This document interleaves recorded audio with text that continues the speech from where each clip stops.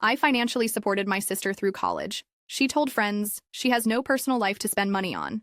I closed all education accounts. Now she works nights while I travel with my new boyfriend. For 2 years, I financially supported my younger sister through college. When she graduated, she told friends, yeah, my sister helps, but it's because she has nowhere else to spend her money. She has no personal life. I didn't show I heard. The next day, I closed all accounts tied to her education. When she called from college about overdue tuition, I said, I decided to start a personal life and spend money on myself. She cried, but what about my education? Take a student loan, like most students, I suggested. Now she works nights to pay for school, and I'm traveling the world with my new boyfriend. Amazing how fast a personal life appears when you stop supporting ungrateful relatives. Let me take you back to how this whole mess started. I was 26, working my butt off at this tech consulting firm in Chicago. Good money, but man, those hours were brutal. I'd roll into my apartment at 9 p.m. most nights, Uber Eats bag in one hand, laptop in the other. My idea of a wild Friday night was splurging on the premium Hulu subscription instead of sitting through commercials. My sister Mia was this bright-eyed 19-year-old who got into Northwestern. Real impressive, right? Mom and Dad were over the moon, but when it came time to pay up, they hit this financial rough patch. Dad's construction business took a dive when the pandemic hit, and they were still trying to climb out of that hole.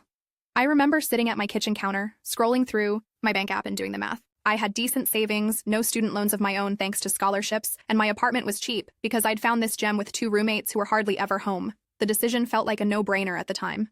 I can help with tuition. I told my parents over FaceTime. You should have seen their faces light up. Mom actually cried. Dad kept saying, we'll pay you back, sweetheart, which I knew was unlikely, but I didn't care. For 2 solid years, I funneled almost half my paycheck into Mia's education. We're talking rent for her off-campus apartment, meal plan, textbooks, even spring break when she wanted to go to Cancun with her sorority sisters. I skipped the company ski trip to Vail 2 years in a row because that money was going toward her summer courses. Did I miss out? Yeah, sometimes it stung watching my coworkers post their vacation pics from Miami or Austin while I was working overtime for extra cash, but I kept telling myself it was temporary. Mia would graduate, get a killer job, and then it would be my turn to live a little. We weren't super close growing up, typical 4-year age gap stuff, but during this time, we'd text almost daily. I'd get all these grateful messages. You're literally saving my life, or best sister ever, with like 50 heart emojis.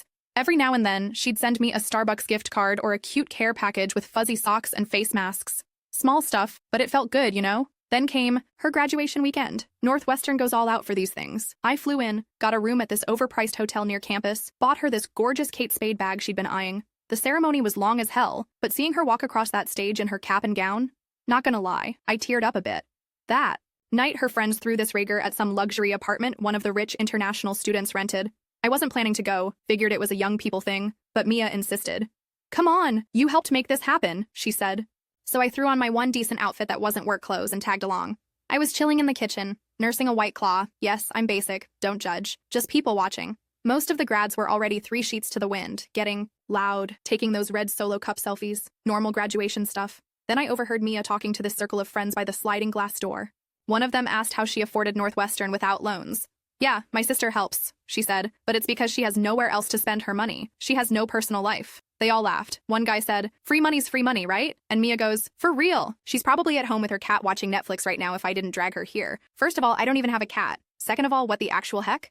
I stood there frozen, White Claw halfway to my mouth. My chest felt tight, like someone had cranked a vice around my ribs. 2 years of overtime, skipped vacations, eating ramen 3 times a week so she could have the full college experience. And this is how she saw me, as some pathetic loser with no life whose only purpose was funding hers.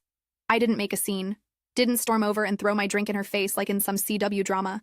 I just put my cup down, grabbed my purse, and called an Uber back to my hotel. Mia texted an hour later. Where'd you go? I made up some excuse about a headache. Couldn't face her right then. Update. I'm sitting in my hotel room right now, staring at my banking app and seriously questioning the last 2 years of my life. Am I really just the boring ATM sister she described? Part of me wants to confront her, but another part wants to do something drastic. For those who've supported ungrateful siblings, did you ever reach your breaking point? And if you did, what happened next? On the flight back to Chicago the next morning, I made my decision. As soon as I landed, I opened my laptop in the terminal and began closing accounts. The separate checking account I'd set up for her tuition payments? Gone. The auto transfers? Canceled. The credit card I let her use for educational expenses? Cut up and thrown in the trash at the airport Dunkin' Donuts. Was I being impulsive? Maybe. But 2 years of sacrifices flashed before my eyes. 2 new Year's Eves where I stayed in because I couldn't afford to go out. Dates I turned down because I was working late. The promotion I almost missed because I couldn't relocate when they asked me to. Also, little Miss Popular could throw back shots in Cancun and laugh about how I had no life. 3 weeks passed. I threw myself into work, started hitting the gym at 5 a.m. before the office. Anything to keep busy. Then my phone lit up with Mia's face one Tuesday afternoon.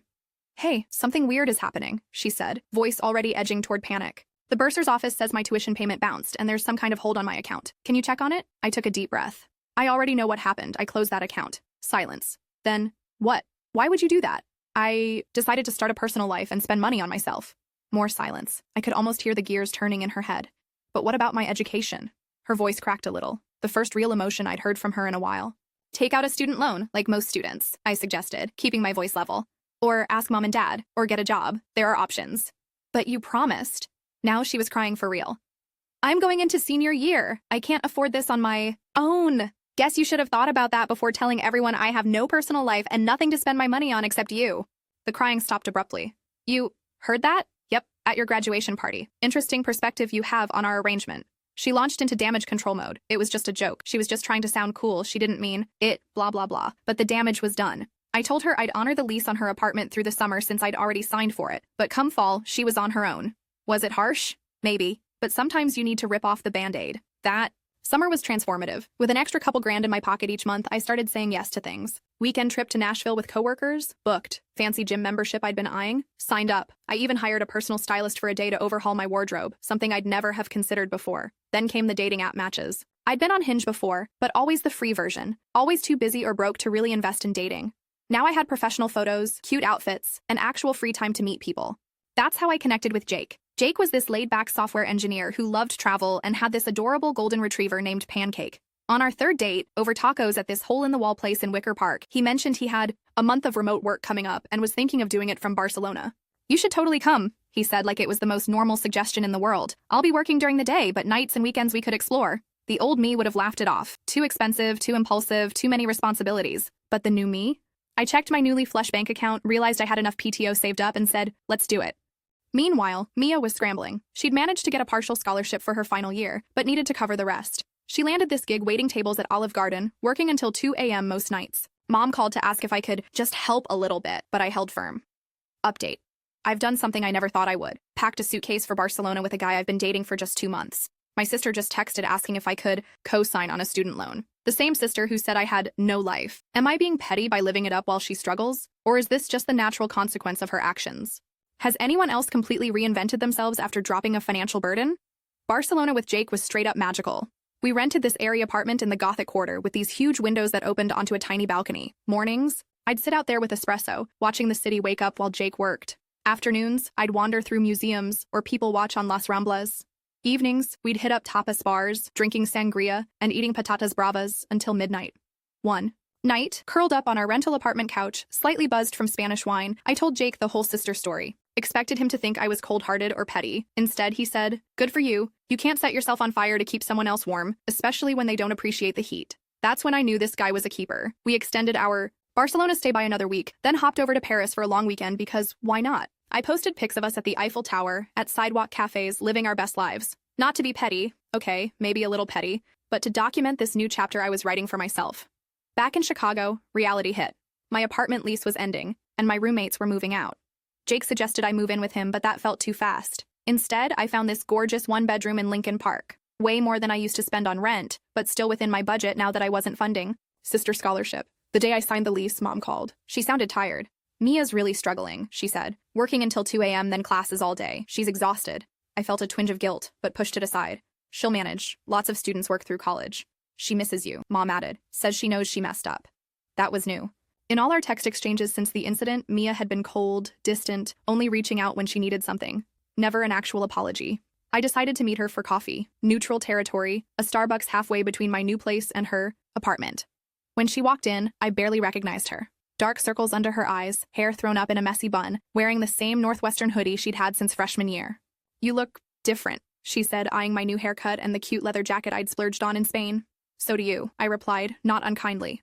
We got our drinks and sat at a corner table. For a minute, neither of us spoke. Then all at once, "Sorry," she blurted out. "What I said was cruel and not even true. I was showing off for these people I don't even talk to anymore, and I hurt the one person who's always had my back." I stirred my latte, watching the whipped cream melt into the coffee. "Why didn't you just apologize when I confronted you about it?" She stared at her hands. Pride, shock, I don't know. By the time I realized how badly I'd screwed up, you were posting pictures from Europe with some hot guy, and it seemed like you were better off without me dragging you down. That hit me in the chest. Had I been dragged down? Or had I chosen to prioritize her over myself? I'm not asking you to pay for school again, she continued. I kind of like the independence. Feels like I'm earning it, you know? But I miss my sister. The one who used to call me every other day just to check in. I looked at her. Really looked at her. Behind the exhaustion, she was still my little sister. The one who used to follow me around when we were kids, who cried when I left for college, who sent me care packages with fuzzy socks. I miss you too, I admitted. But things can't go back to how they were. I know, she nodded. I don't want your money. I want my sister back. We talked for hours that day. About her classes, about my trip, about Jake and Pancake the golden retriever, about how she was actually making decent tips at Olive Garden, especially when she worked. The weekend dinner shifts, about how mom and dad were finally getting back on their feet financially. As we were leaving, she hugged me. A real hug. Not one of those quick side hugs she'd started doing in high school when showing affection became uncool. I'm happy for you, she whispered. For real this time. Update. 6 months have passed since the sister incident, and life looks completely different now. Jake and I are talking about another trip. Maybe Tokyo this time? Mia's graduating in 2 months and has job interviews lined up. Our relationship has shifted into something new. For those who've been through family drama that changed your life trajectory, do you ever completely get over the hurt? Or do you just build something new on top of the old foundation? Fast forward to today. I'm writing this from a beachfront bar in Puerto Vallarta, where Jake and I are spending a week before heading home to Chicago. After Barcelona, we started getting serious. Like, meet the parents, talk about the future serious. Turns out having a personal life is pretty freaking awesome when you're sharing it with the right person. Mia graduated last month. I flew in for the ceremony, and this time when she introduced me to her friends, it was all, this is my amazing sister who pushed me to become independent. A complete 180 from last year. She landed an entry-level marketing job in Chicago. And get this, she's moving into my old apartment with my former roommates next month. We have dinner together every Sunday now. Sometimes Jake joins, sometimes it's just us sisters. We're rebuilding, one pasta night at a time. She's still paying off student loans and working side gigs on weekends, but she never asks me for money anymore.